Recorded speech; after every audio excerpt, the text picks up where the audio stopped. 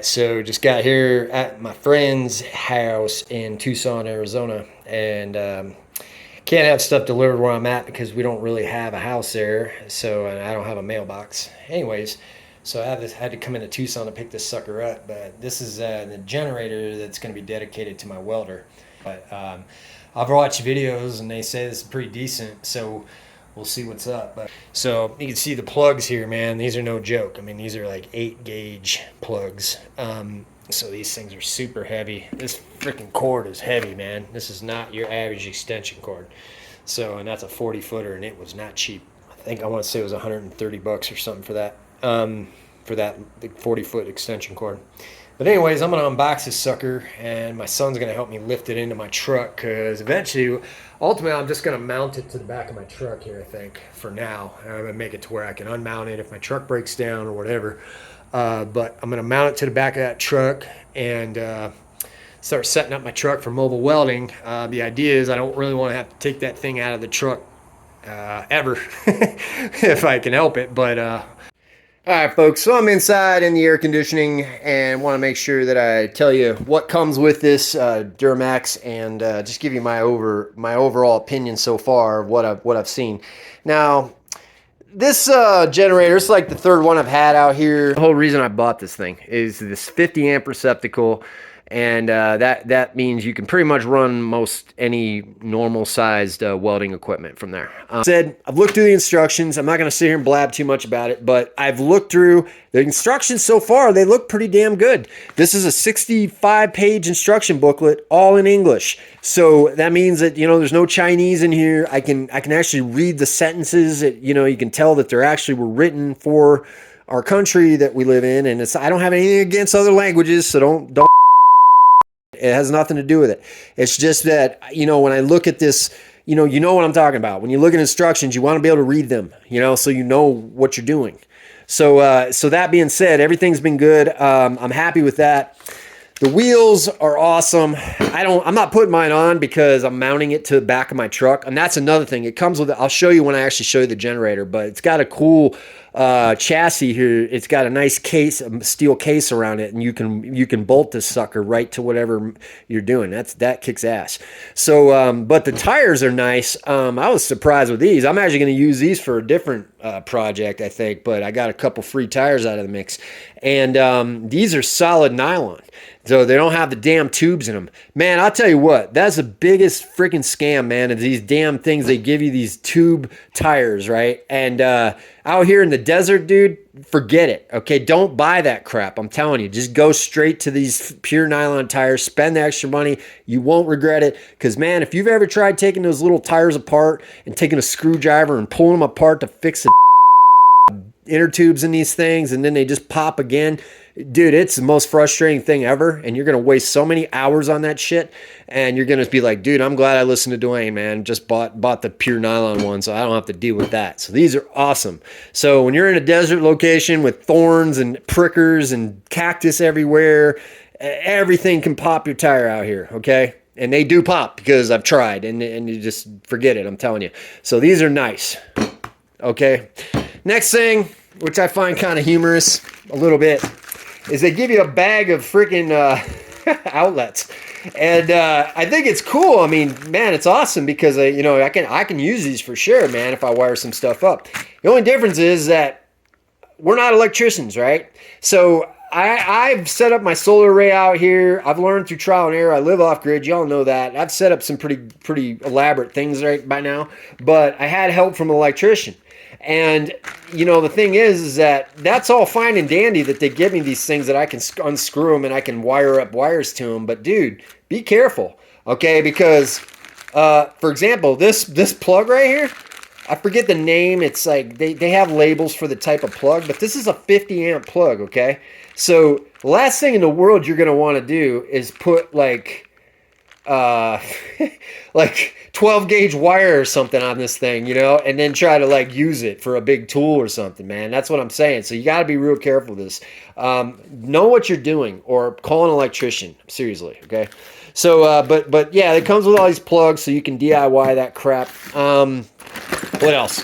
Okay, so this bag here, it's got some stuff on it from my truck, but looks like it comes with some battery chargers. That's pretty dope. You know, if you need to charge a battery, it's always nice to have one of those. It does come in handy because I have some lead acid batteries I need to charge sometimes. Screwdriver here. Looks like it just comes with all the tools and the bolts and stuff to put this thing together. Has a couple handles for it, which are nice. But once again, since I'm bolting mine to the truck and I'm building a cage around it, don't need it. So anyways, now I'm going to put the oil in it. Oil called for a 30 weight. Depends on where you live as far as, you know, 5, 10, W30, whatever. But the funny thing about this machine is it's 37 ounces. It can't just be a quart. So, you know, it has to be 37 ounces. So you're going to have to measure that out. But one thing you never want to do with these machines is overfill them with oil. Okay, that's the thing. You're better off going an ounce less. Mechanics tell me if I'm wrong. But I think you're better off going like an ounce or two less than you would be going an ounce or two over on the oil. At least that's what I remember hearing. So that being said, I'm going to go put the oil in. I'm not going to film myself doing that, but I will let you know when I'm about to start it up. Okay, so this is a little odd. So far, something a little tricky here that I don't like. So it tells you in the book 37 ounce of oil. They say they ship it with no oil, so you need to put oil in it, okay? Well, I opened up the dipstick, and it looked like there was some oil residual in there, so I'm not sure what's going on. I might have to read the instructions further. Just showing you my experience, guys. Maybe I fucked up. But anyways, you can see right here, okay? This is a 5 quart of oil. This is new. All right, synthetic oil, and it is 5 quarts, and I am above the 4 quart mark. Okay, so how many ounces are in a quart of oil? 32 ounces, as far as I know. So I should have been fine, no problem, right? I mean, there it is. There's a line, and there's my thing. So I poured it in here, man, and then the shit's overflowing now. Same thing with the gas, which was interesting. So there are a couple things that are a little wonky so far. You know, just they're not big deal stuff, but it could be. You know, so you don't want to overfill these with oil. That's pretty big deal. So I got to take the oil out of this thing. All right, problem solved. User error. I'm an idiot. So I just didn't even realize. I forgot my truck was parked on a hill. So of course that's the problem. All right, so yeah, it's not level. So there you go, learn from my mistakes. It's like I tell my kids, don't do what I do, just learn from my mistakes. So I'm teaching you all a lesson here. Make sure the damn thing's level before you put oil in it and test it. Oh God, I feel dumb. Real thing I need to tell you guys, and I almost overlooked this, is why you gotta look at instructions, okay? But I did see this in the instructions. There's a big thing right here. It says, remove the red colored shipping brace, remove the cable tie and wooden support. I don't see any cable tie and wooden support, so I don't see anything there. Maybe it's not on it, I don't know, but I'm pretty sure these are the red shipping braces. But I'm gonna go look. Yeah, see, they are. Look how loose that shit is. That's interesting, but I suppose that's good. You know, at least I know they take care of their equipment. That's actually really nice that they brace these things. They have special braces on here to make sure that nothing happens to this thing during shipping. So that's actually a good thing, but don't forget to take that off, because here's what'll happen. What's going to happen is your motor's going to turn on, and you're going to hear this just obnoxious rattling sound. You're going to be like, there's something wrong with my machine. Nope. Didn't read the instructions. So there you go. So I'm going to take those off now. I will say there's some steps on this thing. I also have to plug the battery in. They keep the battery unplugged here for the key start, which, you know, they all do that. So gonna get your little wrenches here, the little equipment they give you, and get your little wrench set out here and take off these and plug your battery in. And then at that point, I should be ready to start the sucker up before it rains. Okay, so just a note, they tell you that to remove the shipping braces, to flip the machine over and remove the braces. Newsflash, folks, this thing's like 200 plus pounds, okay? I'm not flipping it over. So that's not going to happen. I'm just going to wiggle my way in there and remove these bolts. But anyways, yeah, so they show you how to do it here. But yeah, it's right in the instructions. The very first thing they tell you to do, remove shipping braces. So this is something you would miss, because my other generators didn't have these. So very important. All right, so just something interesting to point out here. Yeah, they give you all kinds of wrenches and stuff, which is cool, but they don't give you the wrenches to take these off. And then you have to get these off to get to your battery. But look, they give you all these different size wrenches, but no wrenches for these little things. So that's interesting. So yeah, so just a little mistake. Maybe this one's it. Nope, too big. All right, so I gotta go get my little set here and see if I can take these off. All right, so just joking around, but you know, this is actually the only thing I have down here. I have to walk up to the shed, so this is to show you. This is a 2-foot wrench here, but I can still get these off. Pretty simple, really. That's why these adjustable wrenches are nice. Dun, dun, dun, dun, dun. Cool. And the second one, cool. That one coming off. And I can already notice something cool that I like about just the way this thing's put together. And little things, you start seeing why. That's a train in the background, by the way. But the little thing, you guys done over there? Jesus Christ. It's like, you want to hear the most annoying sound in the world? It's like, you know, nails on a chalkboard, man. It's just screeching sound. So sometimes the trains do that. Gotta oil those tracks up or whatever. So anyways, what I like about the hardware and the bolts and nuts that I see is something small, but I'm gonna show you in a second, that matters. And it's that they put these rubber, I don't know if you guys can see it or not, but there's like a rubber gasket here, and it goes between the nut and the machine. That's a big deal, because what happened on my Wen is that these things vibrate so bad that after a while, man, the sound on these things, it just starts rattling the shit out of it, and you have to constantly, you know, go around and try to check and see what's loose on it.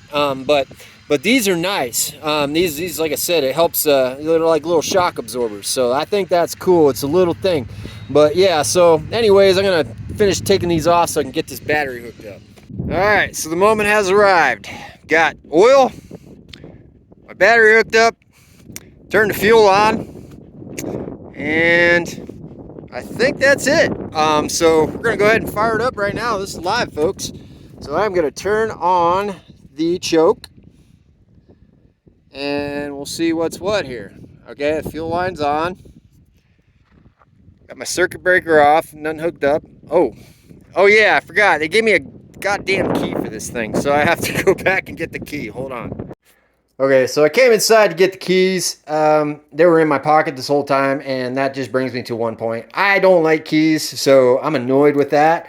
But what's going to happen is basically this key's just going to sit in that thing, and I'm not even going to take it out because I'm just going to lose it. And then the other key I will hook to my other keychain right here. So that's enough keys for me. I don't like keys. But that's probably the only thing so far I don't like about it, but I understand why they did it. Not a problem though, but I'm going to put one in and save the other. So one thing I will say is, and I'm pretty sure most generators now are electric start, but some aren't. You got to watch for that. You want electric start, trust me on that. The pull thing's fine. I mean, it's cool that you have both. You really want both. That's what I was going to say. You want both for sure, because these batteries do eventually go dead. And, you know, because depending on the extreme environment you're in, it gets hot out here, yada, yada. But yeah, so basically, sometimes these break. Actually, they broke out both of my machines. I don't even have these anymore, so it's all electric start. So, but yeah, usually it's a 12-volt battery. It's just a small one, so you can always jump it if you need to, and just have a charger handy for it. But anyways, here we go. Dun, dun, dun. Power on. This is gonna be fun. Start.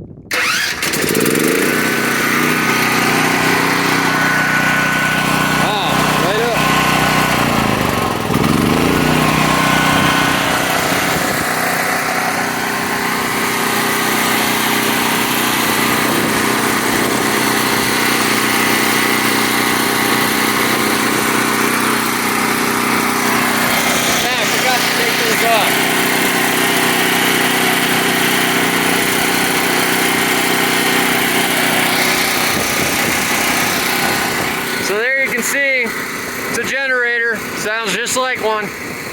but I won't know anything until I run some power on it. But I mean, it starts, that's a good thing, right?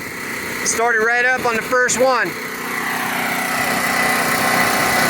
Alright, so next part of the video, I'm actually going to run a welder off of this, but probably not doing it today, to be honest, because I just don't feel all that good because these damn antibiotics from getting my tooth pulled. Yeah, I got my tooth pulled, by the way. Not that you care, but here's a gross picture. So they had to put some grafting in my mouth for my back tooth. I don't get them fixed anymore. I just get them pulled, man. I'm not paying thousands of dollars to fix teeth like that. I'll just chew on my other side of my mouth. Anyways, so that's that. But anyways, this thing here, man, it started right up. I'm happy with that. I mean, really, I have nothing to complain about. It's been great so far. You know, the only thing with these, and the truth of the matter is, only time's gonna tell on this, and so I'm gonna do another review down the road, the same as I did with my other generator, with the Predator. And I've talked about the Win a couple times. If you've been following along since the beginning, I bitch about that thing all the time. But all right, folks, so just FYI, I did not have to tip over the machine to get these brackets off. One of them was so loose, I unscrewed it, and then on this one here, I just used a wrench and put my finger at the bottom to hold it. It's very loose. So, which is fine on this. I want it loose. But yeah, so there you go. So you take this bracket off, and that is the red colored shipping brace. And hey, that's cool. I got a brace and I got some bolts now that I can use for something, because I'm always looking for this kind of stuff. That's actually kind of a cool little bracket. I could use this to hang something with, you know, screw it on, use it to hang electrical cord. So isn't that neat? I got two of them. So there's some DIY stuff for y'all. And I'll show you the other size bolt they gave me on this one. So I'll have two of them total. Yeah, look at that sucker. That's nice. That's a nice bolt. I mean, man, none of this stuff's cheap anymore. So, you know, I save all this stuff because this is, I mean, well, of course you're going to say, what else would you do with it, you know? It's a nice painted little bracket here. Like, I don't know, I like it. So, yeah, I got to get to the other side. Hopefully I don't have to take that out, but I got to crawl up into the truck to get to it. So I got to turn this off. Alright folks, so I got these brackets off. You do not need to tip the machine. At least I didn't need to tip mine. I could see how you might, but you can honestly sneak a wrench under there. So DUROMAX, if you watch this video, change that, because people don't want to tip these things over, man. These are heavy as fuck. So this is a 200 plus pound machine, and you know, tipping it over, it just doesn't feel right, tipping over a machine like this. Plus, you know, someone might have gas in it or something and not think about that or something, and then, you know, spill gas all over the place. So don't tip it over. Just, you know, you can sneak underneath there and you can get your wrench under and get it off. I did it with my hand. I used one wrench. So yeah, but now I got these brackets, which is pretty dope, as the kids like to say. And I'm not 100% sure what I'm going to do with them yet, but I have brackets, extra brackets. It's little things, folks. I love that stuff. Alright folks, so like the little kid that I am, I could not wait until tomorrow. So I decided to run some pretty hot passes here. This is 6010 rod, which is pretty aggressive, and I cranked up the amperage on this machine to like 125 and just melted right through like that 1/8 inch angle like butter. And then decided to run some 7018. These are pretty thick. These are 1/8 inch thick electrodes here, so I was welding on some pretty thin material. But anyways, just running the machine through some tests, you know, to see. I wanted to know like how well would this thing push my welding machine, and so far no problem. But it's going to get a good test tomorrow when I do these trusses. Talk to you guys soon.